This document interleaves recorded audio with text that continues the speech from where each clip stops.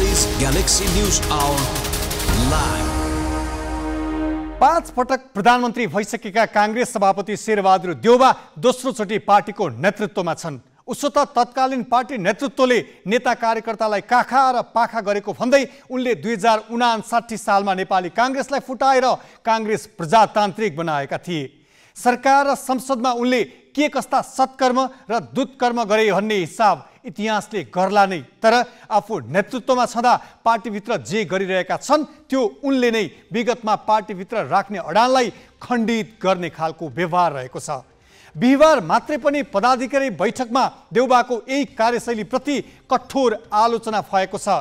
13औं महाधिवेशनमा जुन मुद्दालाई देउबाले प्रमुख बनाएर पार्टी महाधिवेशनमा होमिए, आज आफै नेतृत्वमा हुँदा ती मुद्दा ओझेलमा पारिएका छन्। उनैले उठाएका प्रश्न आज उनैमाथि तिर्सिएका छन्। पार्टीमा समान अधिकार र अवसर, संगठन विस्तार, भ्रातृ संस्थाहरूलाई जीवन्त बनाउने बाचालाई व्यवहारमा अनुवाद गर्न उनी दोस्रो कार्यकालमा पनि उत्तिकै उदासीन छन्, जुन उनले पहिलो कार्यकालमा पनि गरेनन्। पार्टी र सरकारमा समानता र समावेशिताका आधारमा भन्दा आफू नजिककालाई मात्र पोस्ने चरित्र उनले पटक पटक प्रदर्शन गरेका छन्। यसपालि मन्त्री छनौटमा पनि यही रवैया देखाएका छन्। यसपालि कांग्रेसबाट मन्त्री बन्नेहरू देउबाको फेर समाएकै भरमा बारम्बार अवसर पाउनेहरू नै छन्। देउबा दाहिने हुँदा कोही सांसद भए पछि मन्त्रीको अवसर पाइरहेका छन् भने कोही एकपटक पनि प्रत्यक्ष चुनाव नजिते पनि बारम्बार सरकारमा पुगेका छन्। पार्टीमा सबल र सक्षम नेतृत्वको विकास भन्दा पनि आसेपासेकै पक्ष पोषणले देउबालाई व्यक्तिगत रूपमा त फाइदा पुग्ला, तर यसले पार्टी र पद्धतिलाई कमजोर मात्र होइन धराशयी बनाउँदै लैजानेछ।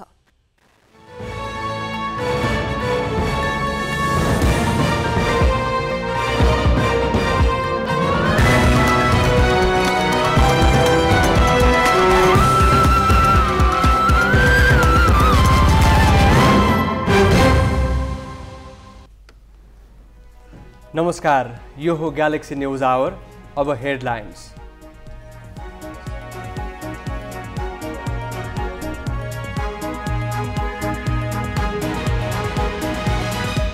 नक्कली शरणार्थी प्रकरणमा पूर्व उप प्रधानमन्त्री टोप बहादुर रायमाझीको खोजी जारी। रायमाझीका छोरा सन्दीपलाई 3 दिन थुनामा राख्न अदालतको अनुमति। कांग्रेस सभापति देउवाद्वारा आफू निकटलाई बारम्बार अवसर। मोहन बस्नेत सांसद निर्वाचित भए पछि मन्त्री एकचोटि पनि प्रत्यक्ष चुनाव नजितेका महत चौथो पटक सरकारमा। प्रधानमन्त्री दाहाल र एमाले अध्यक्ष ओली बीच भेटवार्ता। बजेट र संवैधानिक परिषदको बैठकबारे छलफल। स्थानीय तहको बजेट कटौतीप्रति ओलीको आपत्ति। अमेरिकामा बैंकको ब्याज दर 16 वर्ष यताकै उच्च। केन्द्रीय बैंकले 1 वर्षमा 10औं पल्ट बढाएर 5.25% पुर्यायो। र शहीद स्मारक A division लिगमा मसिन्द्रद्वारा Sankata club 3-1 goal अन्तरले पराजित। एफएफ र एनआरटीको खेल बराबरीमा रोकियो।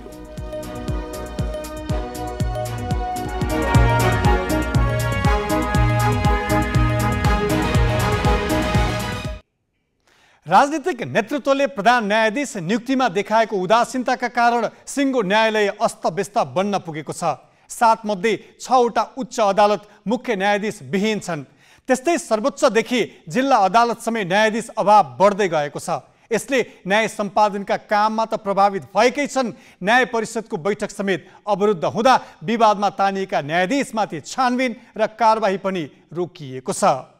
देशभरका जिल्ला अदालतमा अहिलेसम्म 36 न्यायाधीशको पद खाली छ। उच्च अदालतमा 42 जना न्यायाधीश तत्काल चाहिएको छ। अझ 7 प्रदेशका 7 उच्च अदालत मध्ये दिपायलमा मात्र मुख्य न्यायाधीश छन्। बाँकी 6 वटा उच्च अदालत नेतृत्वविहीन अवस्थामा चलिरहेका छन्। सर्वोच्चमा प्रधान न्यायाधीश सहित 5 न्यायाधीशको पद खाली छ। सर्वोच्चमा कार्यबोझ यसरी बढेको छ कि मुद्दाको चाप अहिलेसम्मकै उच्च छ। सेवाग्राहीहरू महिनौं कुर्दा पनि पालो नआउने र आए पनि सुनवाई हुन्छ हुँदैन ठेगान नहुने कारण हैरान भएका छन्। यस्तो अवस्थामा अदालतलाई सही दिशामा डोर्याउने र आन्तरिक सुशासनमा भूमिका खेल्नुपर्ने जिम्मेवारी प्रधान न्यायाधीशको हो। तर प्रधान न्यायाधीश नै नभएर कायम मुकायम नेतृत्वको भरमा अदालत चलेकै 15 महिना पुग्न लागिसकेको छ। त्यसैले न्यायालय शुद्धिकरणको अभियानलाई गति दिलाउन पनि तत्काल प्रधान न्यायाधीश नियुक्त हुनुपर्ने माग सहित नेपाल बार एसोसिएसन सहित देशभरका बार इकाइहरू आन्दोलित छन्। पुनरावृत्ति अदालत उच्च अदालतहरूमा जिल्ला अदालतहरूमा पनि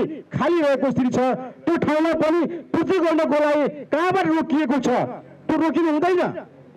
यो पार्टमा जसले जिम्मेवारी जति जति लिनुपर्ने हो त्यो अनुसारको काम गरोस् भन्ने नेपाल बारको चाहना हो। त्यही अनुसारले हामीले अहिले आन्दोलन गर्दै आइरहेका छौँ। यो आन्दोलन बाध्यताबाट आएको हो, हामी चाहेको होइन। हामीले सेवाग्राहीलाई दुःख दिन चाहिरहेका छैनौँ। तर भोलिका दिनमा यस्तै किसिमबाट भयो भने सेवाग्राहीहरूले न्याय नपाउँदाखेरिको अवस्थामा राज्यले न्यायपालिकाको नेतृत्वविहीन दिनको अवस्थामा खोल्नुपर्ने अवस्था भोलि के आउन सक्दछ भन्ने कुरा पनि हामीले सोच्नु पर्दछ। यसतर्फ सबैले ध्यान दिनुपर्दछ। हुन त उच्च र जिल्ला अदालतमा न्यायाधीश नियुक्तिको प्रक्रियामा न्याय परिषदको भूमिका प्रमुख हुन्छ। न्याय परिषदको बैठक कार्यवाहक प्रधान न्यायाधीशले नै चलाउने र सबै प्रकारका निर्णय पनि गर्ने प्रचलन बसिसकेको छ। तर प्रधान न्यायाधीश नियुक्तिको सिफारिस गर्न जसरी दलहरूले हिचकिचाहट गरिरहेका छन्, त्यसरी नै न्याय परिषदले तल्ला तहका अदालतमा न्यायाधीश नियुक्तिको प्रक्रियामा अलमल गरिरहेको देखिन्छ। अझ विवादित प्रकरणमा मुछिएका न्यायाधीशमाथिको कारबाही रोकिँदा अनुशासनहीनता बढेको छ। न्याय परिषदले साहसिक निर्णय गर्दा कतै त्यसको असर आफैमाथि पर्ने त होइन भनेर परिषद नेतृत्व पर्ख र हेरको नीतिमा बसेको कतिपयको बुझाइ छ। उहाँ जवाफदेही हो नि त, न्याय परिषदको अध्यक्ष त उहाँ नै हो नि। कायम मुकायमले चाहिँ अध्यक्षता गर्न पाउँदैन भने छैन क्यारे होइन। कानुन मन्त्री पनि तोकिएकै छ अहिले। भनेपछि उहाँलाई केले रोक्या छ त? रोक्या केले त उहाँलाई? रोक्या त केहीले पनि छैन नि। अनि यो रोकेर बसेको के हो त? यो रोकेर बसेपछि त यसमा केही सौदाबाजी छ भन्ने अर्थ लाग्ने होला नि त। अब सौदाबाजी नै गर्ने हो भनेदेखि त सौदाबाजी नगर भनेर हामी चोलेन्द्र प्रवृत्तिको विरुद्ध लड्या हो नि त। जो सौदाबाजी गर्छ त्यो न्यायको दुश्मन हो, न्यायपालिकाको दुश्मन हो होइन भनेर हामीले भने होइन र। अनि त्यसैको लागि चाहिँ उहाँले त्यसैको लागि स्पेस बढाइदिने काम गर्नुहुन्छ। जति ढिला गर्नुहुन्छ सौदाबाजीको लागि स्पेस बढाइदिएको होइन र। अनि त्यही नै गर्नुहुन्छ भनेदेखि उहाँ नै प्रधान न्यायाधीश हुनुपर्ने कारण के त? अरू पनि हुन सक्ला नि त्यसो भए। त्यसो त न्याय परिषदका सदस्य रामप्रसाद श्रेष्ठलाई संवैधानिक नियुक्ति सम्बन्धी विवादमा सर्वोच्च अदालतले नै विपक्षी कायम गरेको छ। उनलाई विपक्षी कायम गरी लिखित जवाफ माग गर्ने संवैधानिक इजलासमा कामु प्रधान न्यायाधीश हरिकृष्ण कार्की र वरिष्ठतम न्यायाधीश विश्वम्भर प्रसाद श्रेष्ठ पनि छन्। न्यायाधीश र मुद्दाका झगडिया एकै ठाउँमा बसेर निर्णय गर्न हुने कि नहुने अर्को नैतिक प्रश्नले पनि न्याय परिषदका पदाधिकारी घेरिएका छन्। जे होस्, यी सारा परिदृश्य हेर्दा देशको न्यायालय अहिले बिग्रेको घरको भताभुङ्ग चालाको अवस्थामा पुगेको छ। यसलाई सही ठाउँमा ल्याउन पनि पूर्ण जिम्मेवारी सहित न्यायालयको नेतृत्व नै टुङ्ग्याउनु पर्छ। क्यामेरामा साधुराम लामिछानेका साथ बासु खड्का, ग्यालेक्सी फोके, काठमाडौँ। न्यायिक नेतृत्व र न्याय परिषद सुस्ताउँदा अदालतहरूमा अनुशासनहीनता बढेको छ। जस्तो कि सर्लाही जिल्ला अदालतका 1 नम्बर न्यायाधीश कवि प्रसाद नेउपाने मुद्दाका झगडियासँगको अस्वाभाविक हिमचिमका कारण यतिखेर विवादमा तानिएका छन्। न्यायाधीश नेउपानेले हालै इलाम र दार्जिलिङ घुम्न जाँदा 11 दिनसम्म अदालतमा विचाराधीन मुद्दाका एक पक्षको गाडी प्रयोग गरेको प्रमाण ग्यालेक्सीले फेला पारेको छ। यसरी मुद्दाका पक्षबाट लाभ लिनु न्यायाधीश आचार संहिता उल्लङ्घन हो। तर न्याय परिषदले अहिलेसम्म उनीमाथि कुनै कारबाही अघि बढाएको छैन। सर्लाही जिल्ला अदालतका न्यायाधीश कवि प्रसाद नेउपाने कार्यालयकै केही करारका कर्मचारी सहित गत वैशाख 5 गते दार्जिलिङ घुम्न निस्किए। उनी भारतीय नम्बर प्लेटको जीपमा घुम्न गएका थिए। गाडी नम्बर थियो HR26 CG 9340। न्यायाधीश चढेको यस गाडीको नम्बर, चालक रघुवीर छेत्रीको नाम र गन्तव्यबारे काकडभिट्टा नाकामा प्रहरीले पनि विवरण टिपेको छ। हेर्नुहोस् यो विवरण। अब न्यायाधीश नेउपाने घुम्न गएको गाडी पनि हेरिहाल्नुहोस्। यही सेतो जीप चढेर बिदा मनाउन गएका न्यायाधीश नेउपानेलाई गाडी सहयोग गर्ने व्यक्ति हुन् मुकेश कुमार झा। झा मलङ्गवा नगरपालिका 10 का वडाध्यक्ष हुन्। वडाध्यक्षले किन दिए त न्यायाधीशलाई गाडी? झा भन्छन् उहाँ हाम्रै वडामा बस्नुहुन्छ, त्यसैले भाडा नलिकन उहाँलाई घुम्नका लागि गाडी दिएका हौं। ग्यालेक्सीसँगको यो कुराकानी सुनौ। म त यहाँ मलङ्गवा 10 को वडाध्यक्ष मलङ्गवाको। अनि हाम्रै वडामा त त्यो जिल्ला अदालत परिरहेछ। अब त्यो श्रीमान जानुभएको 1 नम्बर श्रीमान, इलाम, त्यसपछि हजुरको पशुपति नगरतिर, दार्जिलिङ, सिलिगुडीतिर जानुभएको थियो क्या। उहाँलाई के रेट लगाउनु भएको थियो? रेट होइन, उहाँ त श्रीमान लानु भएको थियो। श्रीमानलाई अब हाम्रै वाडामा हुनुहुन्छ, त्यो हिसाबले अब रेट सेट केही भएन। हाम्रो अब छिमेकी पनि हो, अब छेउमा मेरो घर पनि छ, वडा अध्यक्ष पनि, त्यही भएर। दार्जिलिङ भ्रमणमा 6 दिन बिताएका न्यायाधीश न्यौपानेलाई इलाम जाँदा पनि 5 दिनका लागि त्यही गाडी भाडा नलिदिएको वडाध्यक्ष झाले नै बताएका छन्। त्यही 5-6 दिनको त्यहाँ आएर मोटामोटी 40-45 हजार जति खर्च भएको थियो। 1 नम्बर श्रीमानसँग चाहिँ के कसरी सम्पर्क भएको?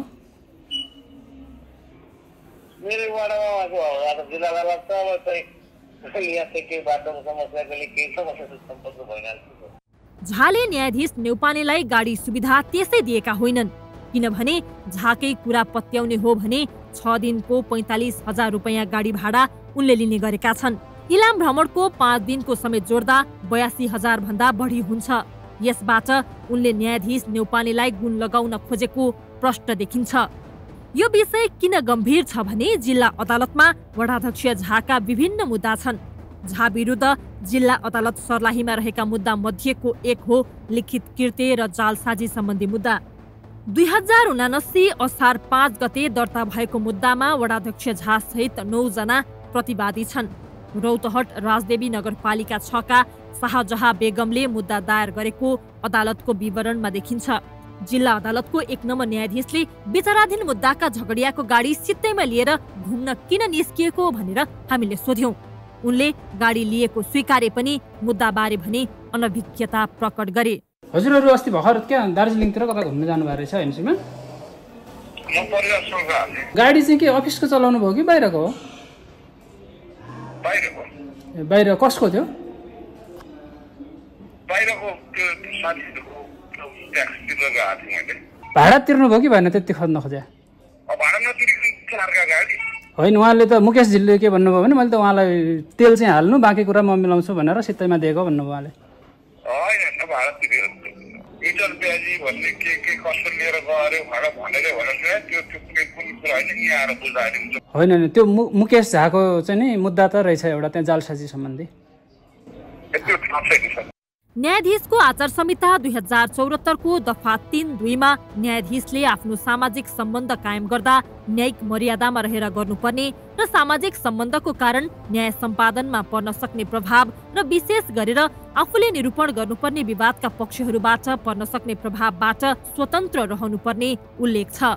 त्यस्तै कार्यपालिका र व्यवस्थापिकाका सदस्यहरूसँगको अनुचित सम्पर्क वा दलगत राजनीतिबाट मुक्त रहनुपर्ने पनि 3(3) मा लेखिएको छ। मुकेश कुमार झा विचाराधीन मुद्दाका पक्ष र स्थानीय जनप्रतिनिधि पनि हुन्। यस्तै दफा 4(2) मा न्यायाधीशले मुद्दाका पक्षहरूसँगको निष्पक्षतामा प्रश्न उठ्ने व्यवहार गर्न निषेध गरेको छ भने 4(4) मा आफू समक्ष निरूपणका लागि आएका वा आउन सक्ने विवादको पनि ख्याल गर्नुपर्ने भनिएको छ। न्यौपानेले यसतर्फ पनि वास्ता नगरेको देखिन्छ। अदालतमा त आफै सबै गाडी सुविधा सम्पन्न छ, त्यो हिसाबले ठिक हुँदैन जसरी मलाई लाग्छ, किन त नेपाल सरकारले सबै श्रीमानलाई गाडीको व्यवस्था गरेको छ। न्यायाधीशले मुद्दाका झगडियासँग भेटघाट, कुराकानी गर्न, उपहार वा अन्य प्रकारको सरसहयोग लिनु पनि अनुचित मानिन्छ। पैसा तिरेमा बजारमा जति पनि उपलब्ध हुन सक्ने अवस्थामा झगडियाकै गाडी उनले किन प्रयोग गरे भन्ने अर्को प्रश्न पनि उठेको छ। झापाबाट नारायण अर्याल र सर्लाहीबाट विश्वनाथ ठाकुरका साथमा सृजना घिमिरे, ग्यालेक्सी 4K, काठमाडौँ। अब केही न्युज संक्षेपमा। प्रधानमन्त्री पुष्पकमल दाहाल र नेकपा एमालेका अध्यक्ष केपी शर्मा ओली बीच भेटवार्ता भएको छ। दाहाल र ओली बीच आज प्रधानमन्त्री कार्यालय सिंहदरबारमा भेटवार्ता भएको हो। भेटमा संवैधानिक परिषदको बैठक बोलाउने विषयमा कुरा भएको छ। परिषदको बैठक नबस्दा प्रधान न्यायाधीश नियुक्ति प्रक्रिया अगाडि बढ्न सकेको छैन। दाहालसँगको करिब 1 घण्टा लामो भेटमा ओलीले सरकारले स्थानीय तहको बजेट कटौती गरेको विषय उठाएको उनको सचिवालयका सदस्यले जानकारी दिएका छन्। सरकारले स्थानीय तहमा जाने वित्तीय समानीकरण अनुदान केही दिन अघि 50% कटौती गरेको थियो। ओलीसँग सरकारको नीति तथा कार्यक्रम र बजेटको प्राथमिकताका विषयमा पनि कुराकानी भएको प्रधानमन्त्री दाहालले बताएका छन्। बैठकमा नेपालीलाई नक्कली भुटानी शरणार्थी बनाएर अमेरिका पठाइदिने भन्दै ठगी गरेको प्रकरणमा राजनैतिक र प्रशासनिक व्यक्तिको संलग्नतालाई लिएर पनि छलफल भएको थियो। परराष्ट्र मन्त्री एनपी साउद बेलायत गएका छन्। बेलायतका राजा चार्ल्स तृतीयको राज्याभिषेकमा सहभागी हुन मन्त्री साउद आज त्यसतर्फ प्रस्थान गरेका हुन्। उनलाई त्रिभुवन अन्तर्राष्ट्रिय विमानस्थलमा परराष्ट्र मन्त्रालयका अधिकारीले विदाई गरे। परराष्ट्र मन्त्री साउद शुक्रबार राजा चार्ल्सको राज्याभिषेक र बकिङहम राजदरबारमा आयोजना गरिने भोजमा सहभागी हुनेछन्। लन्डन बसाइका क्रममा उनले साइडलाइन वार्ता समेत गर्ने मन्त्रालयले विज्ञप्ति मार्फत जनाएको छ। मन्त्री साउद मङ्गलबार स्वदेश फर्किनेछन्। निर्वाचन आयोगले आचार संहितालाई कानुनी र दण्डात्मक विषयको अपराधको विषय बनाउने भएको छ। यसअघि स्पष्टीकरण मात्रै सोध्ने गरेको आयोगले अब भने सजायसम्म दिन सक्ने कानुनको तयारी गरेको हो। वैशाख 10 गते सम्पन्न उपनिर्वाचनको पूर्व न्यायाधीश फोरमका तर्फबाट गरिएको पर्यवेक्षण प्रतिवेदन बुझ्दै आयोगले निर्वाचनसँग सम्बन्धित कानुनलाई अझ कसिलो बनाउने तयारी गरेको जानकारी गराएको हो। प्रमुख निर्वाचन आयुक्त दिनेश कुमार थपलियाले आचार संहिता र सामाजिक सञ्जालबाट हुने असामाजिक गतिविधि रोक्ने व्यवस्था कानुनमै गर्ने बताए। पूर्व न्यायाधीश फोरमका तर्फबाट 5 पूर्व न्यायाधीशले उपनिर्वाचनको पर्यवेक्षण गरेका थिए।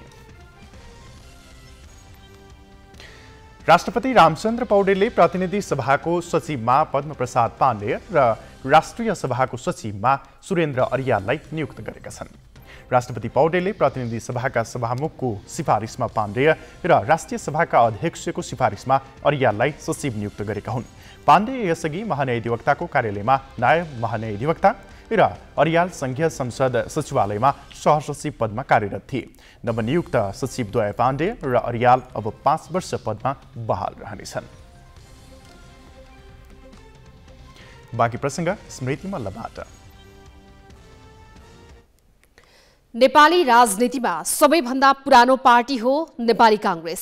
काङ्ग्रेसमा अवसरबाट विमुख हुने नेता तथा कार्यकर्ता धेरै छन्, तर त्यही पार्टीमा नेतृत्व दाहिना हुँदा कतिपयले सधैँजसो अवसर पाइरहेका छन्। त्यसरी अवसर पाउनेहरू को हुन् त?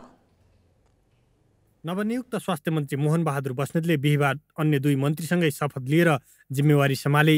उनी मन्त्री बनेको यो पहिलो पटक भने होइन। मन्त्रीका रूपमा उनी पुराना अनुहार हुन्। उनी अहिलेसम्म 3 पटक प्रतिनिधि सभा सदस्य निर्वाचित भए। जति पटक सांसद बने उति नै पटक मन्त्रीको जिम्मेवारी पाए। सांसद निर्वाचित भए नै पछि मन्त्री पद पाउने काङ्ग्रेसका निकै कम नेतामध्ये बस्नेत एक हुन्। उनले यसरी अवसर पाउनुको कारण पार्टी सभापति शेरबहादुर देउवासँगको सम्बन्ध हो। बस्नेत 2056 को चुनावमा सिन्धुपाल्चोकमा एमालेका अमृत बोहरालाई हराएर पहिलो पटक सांसद भए। सांसदको रूपमा आफ्नो पहिलो कार्यकालमै उनी स्वास्थ्य राज्यमन्त्री बने। उनी पहिलो संविधान सभा निर्वाचनमा सिन्धुपाल्चोक 1 मा पराजित भए। दोस्रो संविधान सभा निर्वाचनमा भने जिते। एमालेका अरुण नेपाललाई हराएका बस्नेतले सूचना तथा सञ्चार मन्त्रीको जिम्मेवारी पाए। उनले त्यो पद देउवासँग निकट सम्बन्धका कारण पाएका हुन्। 2074 को निर्वाचनमा उनी तत्कालीन वाम गठबन्धनबाट माओवादी केन्द्रका अग्नि सापकोटासँग पराजित भए। मङ्सिर 4 को निर्वाचनमा उनले माओवादी केन्द्रसँगको गठबन्धनका कारण जिते। उनै बस्नेत फेरि मन्त्री बनेका छन्। देउवाले उनलाई सांसद निर्वाचित भए नै पछि मन्त्रीको अवसर पाउने नेताका रूपमा स्थापित गरेका छन्। देउवा दाहिना हुँदा अवसर पाउने अर्का नेता हुन् एनपी साउद। उनी पहिलो पटक 2056 मा सांसद निर्वाचित भए। 1 वर्षपछि नै उनले मन्त्रालयको नेतृत्व पाए। 2057 मा शिक्षा राज्यमन्त्री बनेका साउद 2070 मा मन्त्रीमा बढुवा भए। त्यतिखेर सिँचाइ मन्त्री बनेका साउद 2064 मा जस्तै 74 को निर्वाचनमा पनि पराजित भए।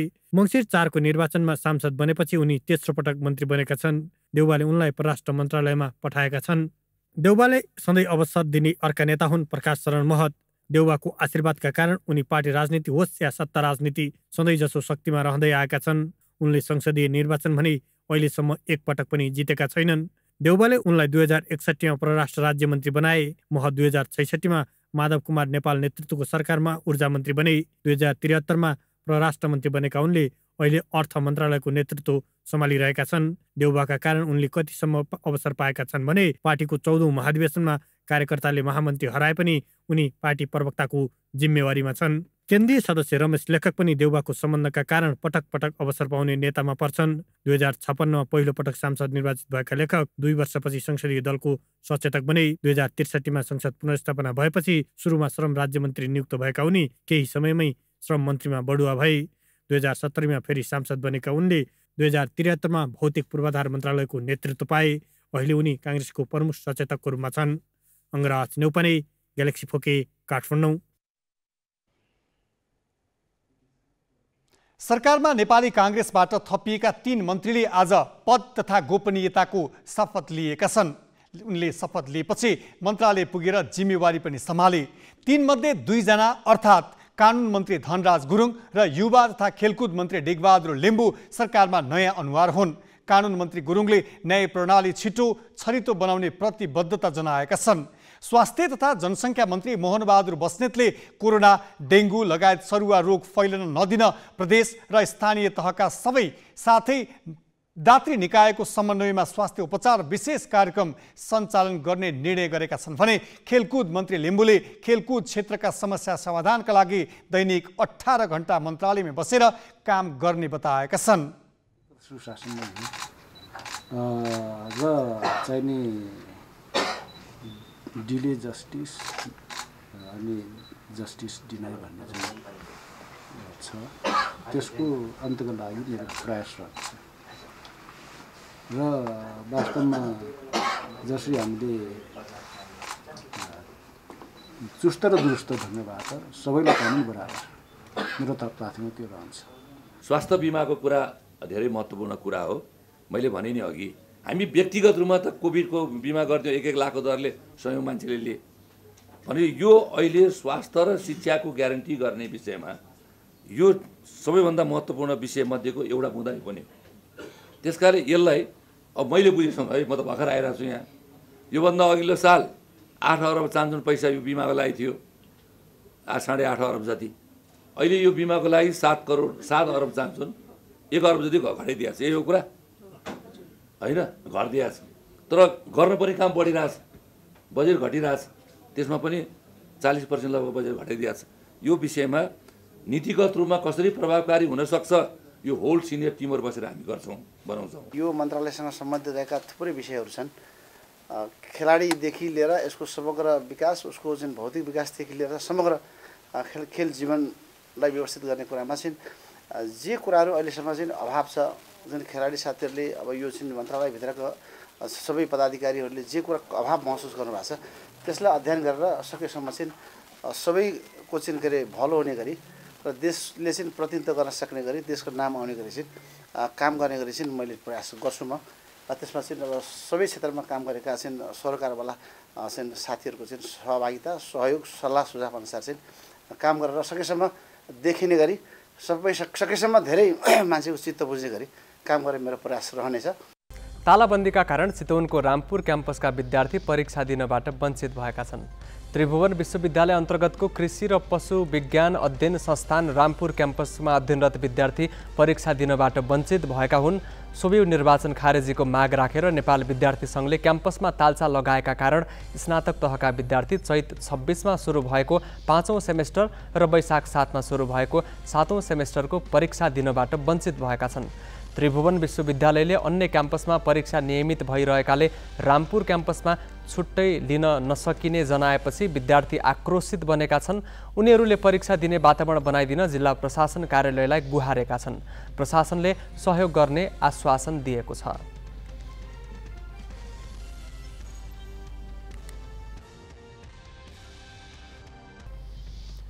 यस वर्ष मनसुनको समयमा देशका अधिकांश स्थानमा सरदरभन्दा कम वर्षा हुने पूर्वानुमान गरिएको छ।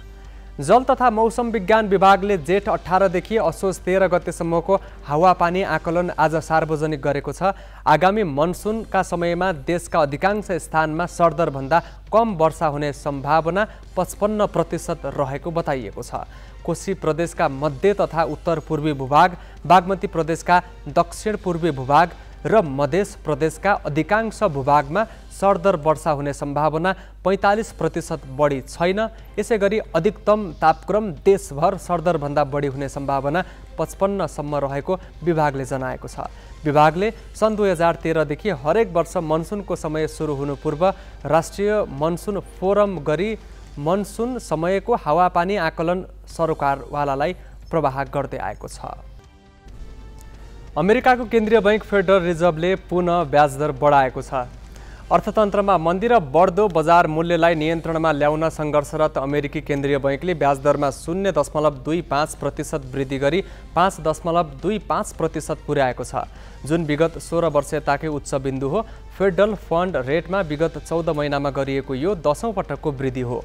ब्याजदर महँगो हुँदा बैंकबाट लिने ऋण महँगो पर्नेछ भने त्यसले सर्वसाधारणको दैनिकीलाई सोझो असर पर्नेछ।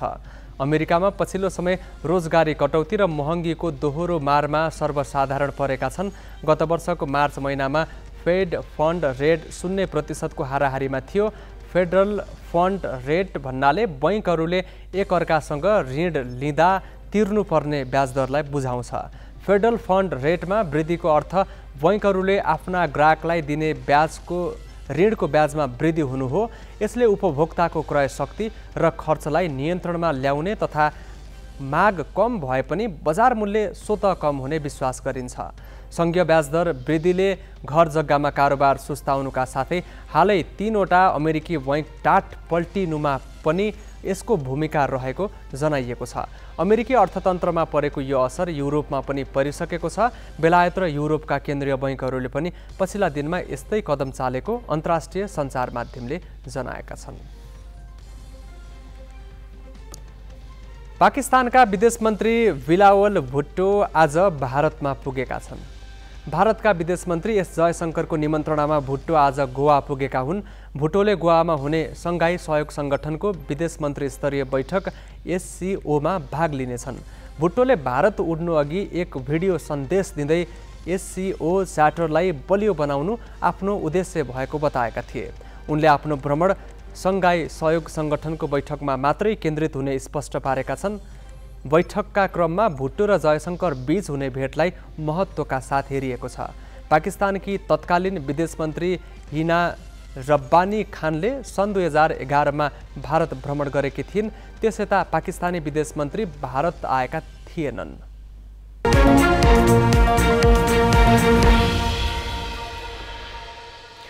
नेपाली बजारमा सुनको भाउ अहिलेसम्मकै उच्च भएको छ। आज प्रति तोला 1200 रुपैयाँ बढेपछि सुनको मूल्य फेरि कीर्तिमानी अङ्कमा पुगेको हो। नेपाल सुनचाँदी व्यवसाय महासङ्घका अनुसार आज प्रति तोला 1,11,800 रुपैयाँमा कारोबार भएको हो। सुनको यस अघिको कीर्तिमानी मूल्य चैत 22मा प्रति तोला 1,11,000 रुपैयाँ थियो। त्यसपछि घटेको मूल्य 2 दिनमा प्रति तोला 3,000 रुपैयाँ बढेको छ। चाँदीको मूल्य तोलामा 20 रुपैयाँले बढेको छ। चाँदी प्रति तोला 1445 रुपैयाँमा कारोबार भएको छ। अमेरिकी लगानीकर्ता ठुला ब्याङ्क एकपछि अर्को गरी बन्द हुन थालेपछि सुनतर्फ आकर्षित हुँदा अन्तर्राष्ट्रिय बजारमा भाउ आकाशिँदा त्यसको प्रभाव नेपालमा पनि परेको हो। अन्तर्राष्ट्रिय बजारमा सुनको मूल्य आज प्रति औंस $2,046 रहेको छ। सर्वोच्च अदालतले भारत लगायत देशबाट आउने तरकारी र फलफुलको विषादी परीक्षण गरी 2 महिनाभित्र प्रतिवेदन पेश गर्न परामर्श जारी गरेको छ। न्यायाधीशद्वय सुषमलता माथेमा र नहकुल सुवेदीको इजलासले परामर्श गरेको हो। अदालतले विषादी परीक्षणका विषयमा 4 बुँदे निर्देशन समेत दिएको छ। सरकारले 2076 असार 2मा नेपालमा आयात हुने तरकारी तथा फलफुलमा प्रयोग हुने सबै किसिमका विषादी परीक्षण भन्सार बिन्दुमा नै गर्ने निर्णय गरेको थियो। सर्वोच्चले यसका लागि भन्सार बिन्दुहरूमा प्रयोगशाला स्थापना गर्न भनेको छ। प्रयोगशालामा सबै किसिमको विषादी परीक्षण हुन सक्ने अन्तर्राष्ट्रिय स्तरका आधुनिक उपकरण र दक्ष जनशक्ति उपलब्ध गराउन पनि आदेशमा भनिएको छ।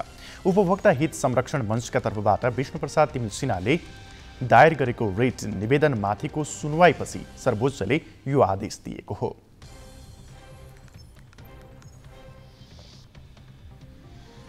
बाँकी प्रसङ्ग नवराज पाण्डेबाट। नेपालीलाई नक्कली भुटानी शरणार्थी बनाएर अमेरिका पठाउने प्रलोभन देखाई ठगीमा संलग्न गिरोहलाई साथ दिएको आरोप लागेका पूर्व उपप्रधानमन्त्री टोप बहादुर रायमाझीका छोरा सन्दीपलाई अदालतले 3 दिन हिरासतमा राख्न अनुमति दिएको छ। बुटवलबाट पक्राउ परेका सन्दीपलाई आज बिहान काठमाडौँ ल्याई लगत्तै प्रहरीले जिल्ला अदालत काठमाडौँमा उपस्थित गराएको थियो। अदालतले अनुसन्धानका लागि 3 दिन हिरासतमा राख्न अनुमति दिएर जिल्ला प्रहरी परिसर काठमाडौँका पी सीताराम रिजालले जानकारी दिए। यो प्रकरणमा मुछिएका पूर्व उपप्रधानमन्त्री एवं एमाले सचिव टोप बहादुर रायमाझी विरुद्ध पनि पक्राउ पूर्जे जारी भएकोमा उनी भने फरार रहेका छन्। बुधबार अर्घाखाँचीमा सार्वजनिक कार्यक्रममा सभामुखसँगै मञ्चमा बसेका रायमाझी कार्यक्रमपछि एकाएक फरार भएका हुन्। उनको खोजी भइरहेको प्रहरीले जनाएको छ। यो प्रकरणमा मुख्य आरोपी केशव दुलाल, सानु भण्डारी र टङ्क गुरुङ चैत 12 गते पक्राउ परेका थिए। उनीहरूको बयानका आधारमा प्रहरीले उपराष्ट्रपतिको कार्यालयका सचिव टेकनारायण पाण्डे र पूर्व गृहमन्त्री रामबहादुर थापाका सुरक्षा सल्लाहकार इन्द्रजित राईलाई नियन्त्रणमा लिएको छ। थापाका छोरा प्रतीक र इन्द्रजितका छोरा निरज फरार छन्। यो प्रकरणमा अहिलेसम्म 106 जनाले 23 करोड 25 लाख रुपियाँ ठगी भएको उजुरी दिएका छन्। पूर्व गृहमन्त्री तथा एमाले उपाध्यक्ष रामबहादुर थापाका छोरा प्रतीकले शरणार्थी प्रकरणमा आफ्नो संलग्नता नभएको दावी गरेका छन्।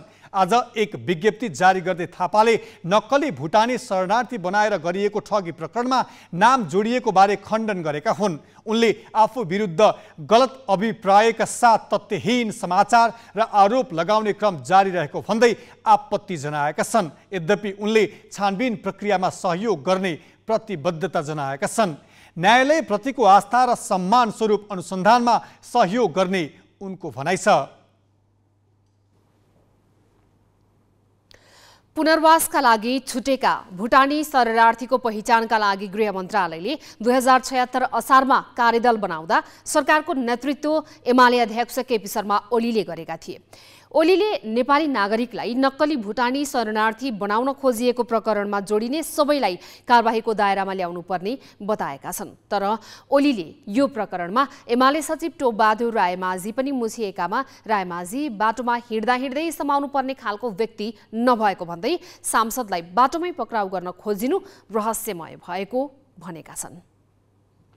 नक्कली शरणार्थी बनाउने विषयमा एमालेका अहिलेका पदाधिकारी तहका नेताहरू पनि तानिनु भएको छ। यसलाई एमालेले कसरी लिएको छ? यो तानिएको हो कि तनाएको हो भनेर हामी अध्ययन गर्दैछौँ। यो अध्ययन गरेपछि अनि हामी यसको निष्कर्ष साथ बोल्छौँ। एमालेले सहयोग गर्छ यो घटनाको छानबिनका लागि? निर्दोष पर्नु हुँदैन, दोषी उम्किनु हुँदैन। दोषी उम्काउने हाम्रो प्रयास हुँदैन। निर्दोष फसाउन खोजियो भने हामी सहदैनौँ। तत्कालीन समयमा जुन पहिलोपटक कार्यदल बनेको थियो त्यति बेला हजुर प्रधानमन्त्री हुनुहुन्थ्यो। थर्ड कन्ट्री सेटलमेन्टका लागि कुन कुन देशले कसो गर्छ, कति सङ्ख्या हुन्छ त्यो हेर्नु पर्यो र तेस्रो बाँकी रह्यो भने नेपालले गर्नु पर्यो भन्ने कुरा भएको थियो र त्यसको स्टडी गर्ने भन्ने कुरा भएको थियो। अरू त मलाई त्यस्तो सम्झना छैन। त्यसपछि अलिक पछाडि सुन्नमा आयो कि केही नक्कली शरणार्थी खडा गर्ने पनि कोसिस हुँदैछ अरे। अनि मैले त्यस बेला गृहमन्त्रीजीलाई बोलाएर भने यस्तो सुन्दैछु म, त्यस्तो बुझ्ने र रोक्ने। त्यस बेला अनुसन्धान विभागलाई पनि मैले बोलाएर यस्तो यस्तो कुरा सुन्दैछु, त्यसमा राम्ररी खोजीनीति गर्ने भन्ने कुरा गरियो। तर हामी त्यसपछि सरकारबाट हट्यौँ। त्यसपछि यो कुरो थाहा भएन। एकैचोटि अहिले 4 वर्ष अगाडिका के अरे चेक काटेका, चेक जसले काट्यो उसैसँग रहेको चेक जस्ता कुराहरू, अनि एउटा सांसद, एउटा पटक पटक मन्त्री भइसकेको, प्रधानमन्त्री भइसकेको पार्टीको नेता षड्यन्त्रपूर्ण ढङ्गले बाटोमा हिँड्दा हिँड्दै समाउनु पर्ने त्यस्तो खालको चाहिँ नै रहस्यपूर्ण छ। किन त्यो भागेर उम्किएर कतै जाने खालको मान्छे त होइन। प्रधानमन्त्रीसँग यस विषयमा केही छलफल भयो आज? मैले प्रधानमन्त्रीजीको ध्यानकर्षण गरेको छु। गण्डकी प्रदेशका मुख्यमन्त्री सुरेन्द्रराज पाण्डेले विश्वासको मत लिएका छन्। मुख्यमन्त्री पाण्डेले आज प्रदेश सभामा विश्वासको मत लिएका हुन्। 60 सदस्यीय प्रदेश सभामा बहुमतका लागि 31 सांसद आवश्यक पर्नेमा पाण्डेलाई 35 सांसदले साथ दिए। एमालेका 22 सांसद विपक्षमा उभिए भने राप्रपाका 2 सांसद तटस्थ रहे। वैशाख 14 गते मुख्यमन्त्री नियुक्त भएका पाण्डेलाई काङ्ग्रेसका 27, माओवादी केन्द्रका 7 र 1 स्वतन्त्र गरी 35 सांसदले विश्वासको मत दिएका हुन्। विश्वासको मत प्राप्त गरेसँगै मुख्यमन्त्री पाण्डेले मन्त्री परिषद विस्तारको तयारी गरेका छन्। उनले माओवादी केन्द्रकी सुशीला सिमखडा र काङ्ग्रेसकी सरस्वती अरियाल तिवारीलाई मन्त्री बनाए पनि जिम्मेवारी तोकेका छैनन्।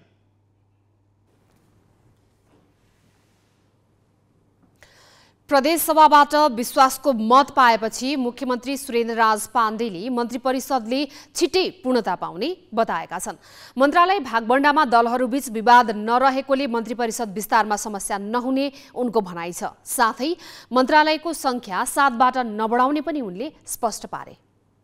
नीति तथा कार्यक्रम पनि सरकारको तर्फबाट होमवर्क भइरहेको छ।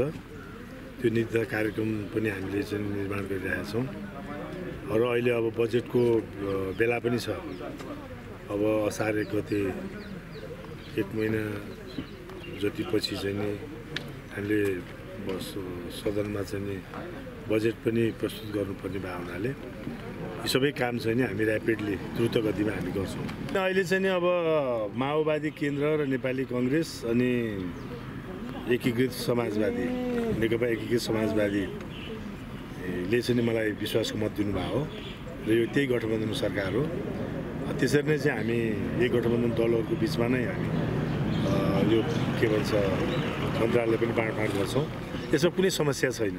खालि हामीले के भन्छ बसेर टुङ्ग्याउन मात्रै बाँकी के यसमा केही पनि समस्या मन्त्रालय बाँडफाँडको टुङ्गो लागिसकेको छ। लगभग टुङ्गो लागिसकेको छ।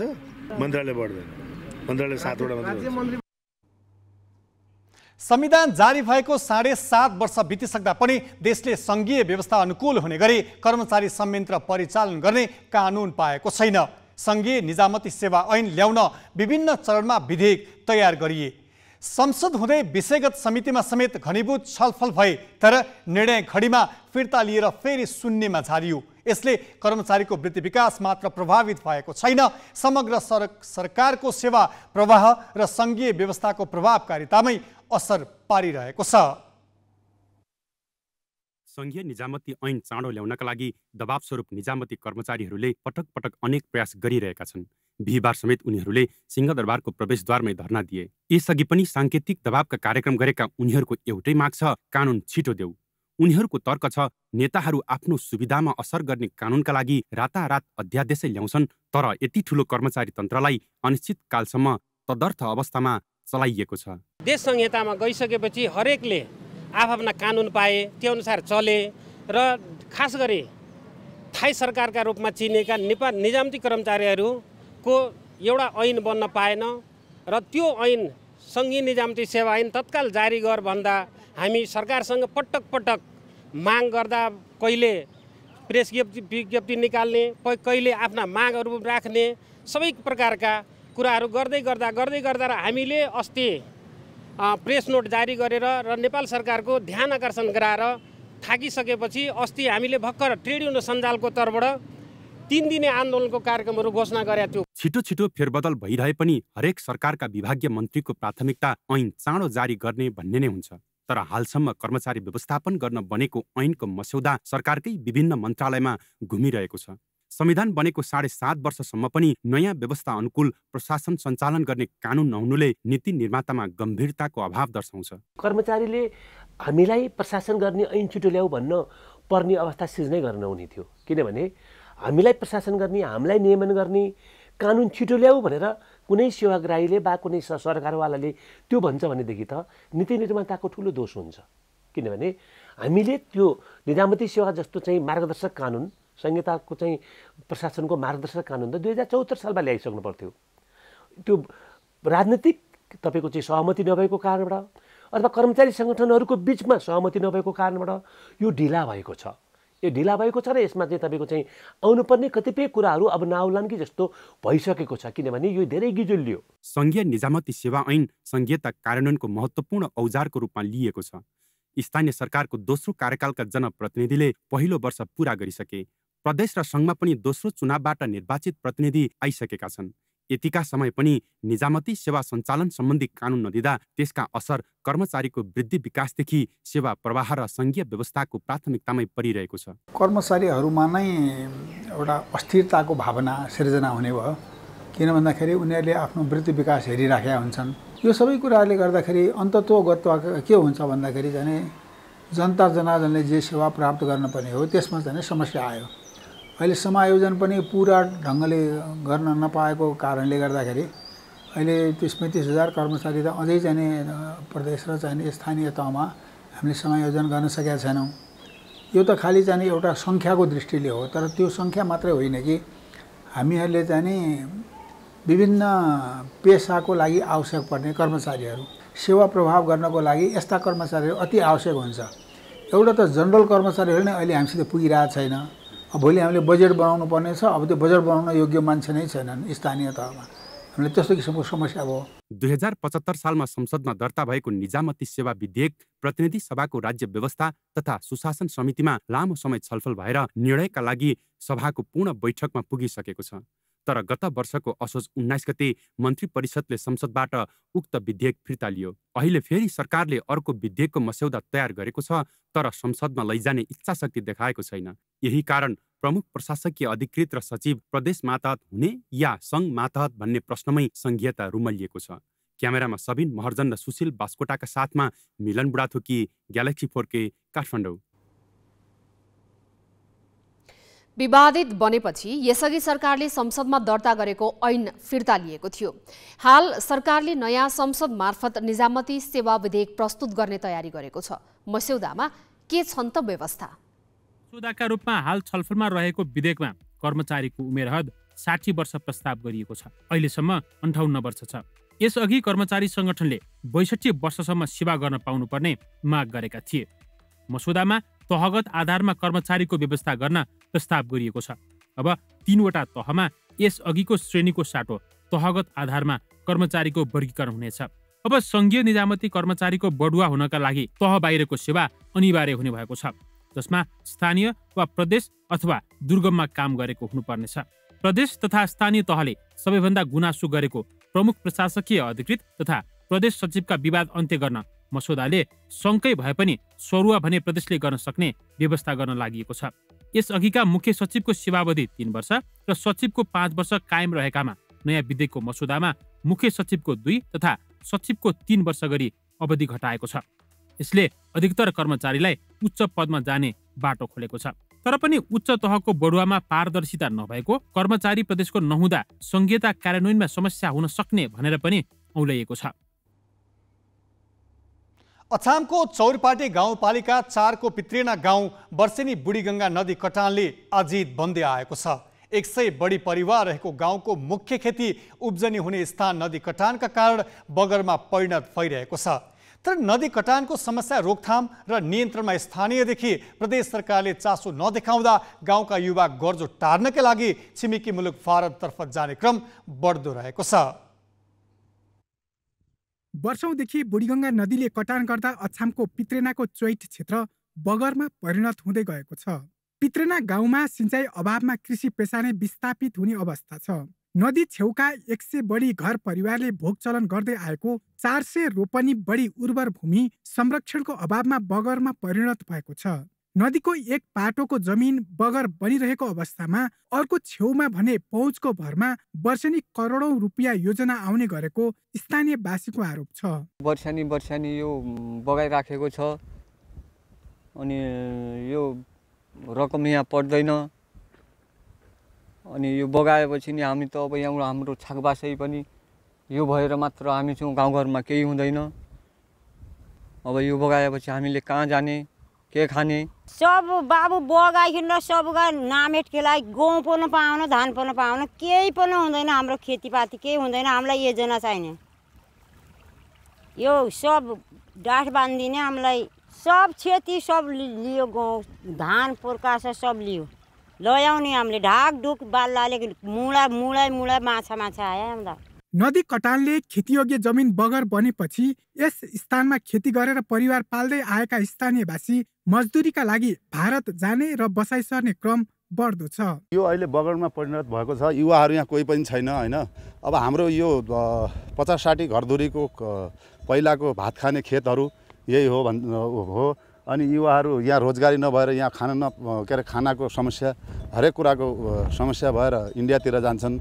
वर्षेनी बगाएर लिन्छ, बाढी आउँछ, अनि यहाँ सङ्घीय सरकारले पनि हेर्दैन, प्रदेश सरकारले पनि हेर्दैन, वाडाबाट र पालिकाबाट हुने सम्भावना छैन। बगरमा परिणत भइसकेको छन्। अहिले त झन्झन बढी कटान गर्नु लागेको छ। अहिले त्यो नै समस्या छ हजुर।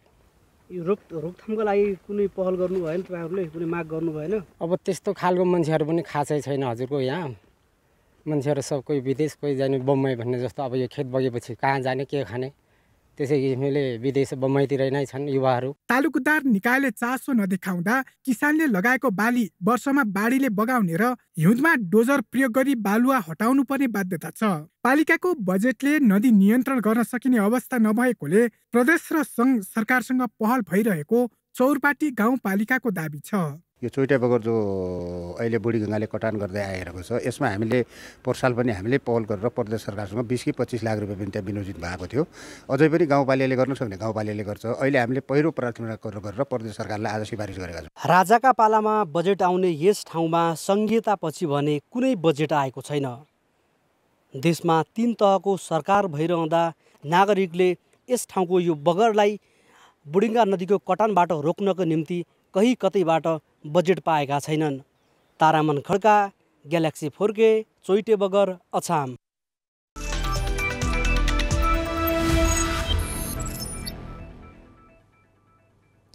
राष्ट्रिय लं टेनिस खेलाडी अभिषेक वास्तोला वर्ल्ड टेनिस फेडरेसन ITF को वरियतामा पर्ने पहिलो नेपाली खेलाडी बनेका छन्। अभिषेक 1930औं वरियतामा छन्। उनले अहिलेसम्म विभिन्न 14 अन्तर्राष्ट्रिय प्रतियोगितामा नेपालको प्रतिनिधित्व गरेका छन्। पछिल्लो पटक उनले काठमाडौँमा सम्पन्न सिटिजन बैंक राष्ट्रिय खुला टेनिस प्रतियोगिताको उपाधि जितेका थिए। 13 वर्षको उमेरदेखि अन्तर्राष्ट्रिय प्रतियोगिता खेल्न सुरु गरेका उनले सन् 2017 मा राष्ट्रिय लं टेनिसको उपाधि हात पारेका थिए।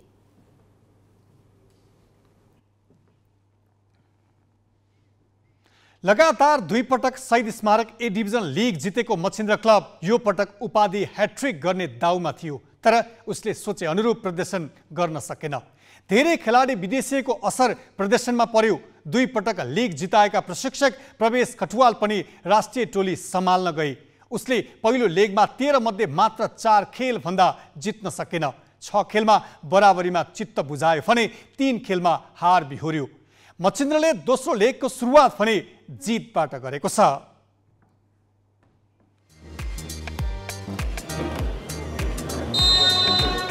दोस्रो लेगको पहिलो खेलमा मच्छिन्द्रले बिहिबार छिमेकी क्लब सङ्कचालाई 3-1 गोलले हरायो। सङ्कचा विरुद्ध मच्छिन्द्र सुरुदेखि नै हावी भयो। मच्छिन्द्रले खेलको चौथो मिनेटमै अग्रता बनायो। कर्नरमा पूजन उपर कोटीको प्रहारलाई गोल रक्षक टिकेन्द्र थापाले नियन्त्रणमा लिन सकेनन्। रिबाउन्डमा देवेन्द्र तामाङले गोल गरे। पहिलो हाफ 1-0 को नतिजामा सकियो। मच्छिन्द्रका लागि 69औं मिनेटमा ओलावाले अफिजले गोल गरे। उनले सौरभ लिम्बुको पासमा 1 vs 1 मा गोल गरे।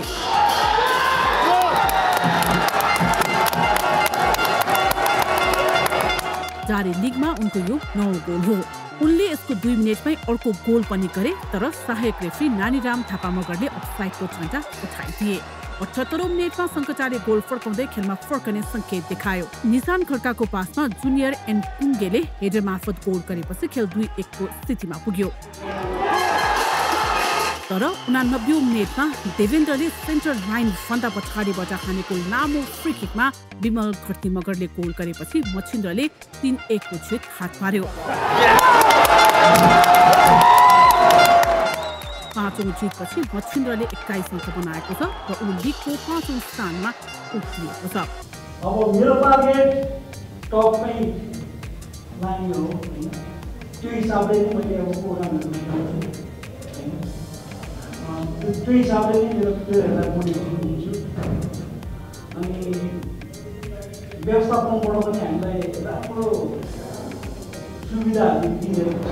त्यसले गर्दाखेरि अब पोजिटिभ थिङ्किङ गर्नु पऱ्यो। हामीले सकारात्मक सोच दिएर प्लेयरलाई पनि लान्छु भन्ने मैले विश्वास छु र मेरो टार्गेट चाहिँ चुन्नु नै हो। बलले पक्ष कस्तो भयो भने अब अलिकति मैले अटाइङ मायालाई नै सुधार्नु छ क्या। के गर्दाखेरि पनि हामीले अब धेरै अवसरहरू निकाल्छौँ, टिम टक जेनरल टक चाहिँ भइरहेको छैन। त्यो त्यसलाई फोकस गरेर म पहिलो लेगमा पनि सङ्कचाले मच्छिन्द्रसँग हार बिहोरेको थियो। मच्छिन्द्रसँग उसले महँगो रकममा अनुबन्धन गरेको भुटानका छेन्चो गाल्सेन भने दोस्रो लेगका बाँकी खेलमा हुने छैनन्। चोटका कारण उनले बाँकी खेल गुमाउने भएका हुन्। तैपनि उसको बेन्च बलियो छ। मच्छिन्द्र शीर्ष स्थानको जौला खेलभन्दा 3 अङ्कले पछि छ। यही कारण उसले उपाधि जित्ने लक्ष्य त्यागेको छैन। 6औं हारपछि सङ्कचाले भने आफू उपाधि होडबाट बाहिरिएको बताएको छ। लिगमा दोस्रो लेगका खेल बल्ल सुरु भएका भएकाले उपाधि कसले जित्छ भनेर अहिले नै ठोकुवा गर्नु खतार हुनेछ। जित्नका लागि सुधारिएको प्रदर्शन गर्नुको विकल्प कुनै टिमसँग छैन।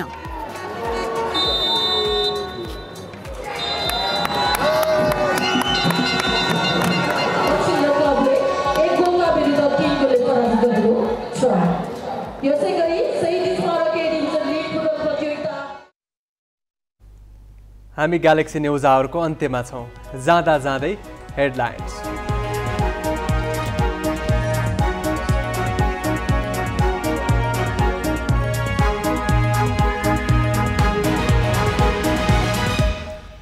नक्कली शरणार्थी प्रकरणमा पूर्व उपप्रधानमन्त्री टोप बहादुर रायमाझीको खोजी जारी। रायमाझीका छोरा सन्दीपलाई 3 दिन थुनामा राख्न अदालतको अनुमति। कांग्रेस सभापति देउवाद्वारा आफू निकटलाई बारम्बार अवसर। मोहन बस्नेत सांसद निर्वाचित भएपछि मन्त्री, एकचोटि पनि प्रत्यक्ष चुनाव नजितेका महत चौथो पटक सरकारमा। प्रधानमन्त्री दाहाल र एमाले अध्यक्ष ओली बीच भेटवार्ता। बजेट र संवैधानिक परिषदको बैठकबारे छलफल। स्थानीय तहको बजेट कटौतीप्रति ओलीको आपत्ति। अमेरिकामा बैंकको ब्याज दर 16 वर्ष यताकै उच्च। केन्द्रीय बैंकले 1 वर्षमा 10औं पटक बढाएर 5.25% पुर्यायो। शहीद स्मारक A division लिगमा मच्छिन्द्रद्वारा Sankata club 3-1 goal अन्तरले पराजित। एफएफ र एनआरटीको खेल बराबरीमा रोकियो।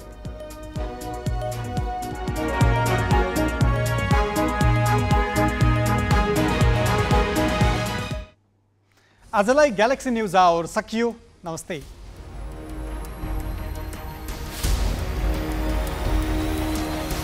This is Galaxy News Hour Live.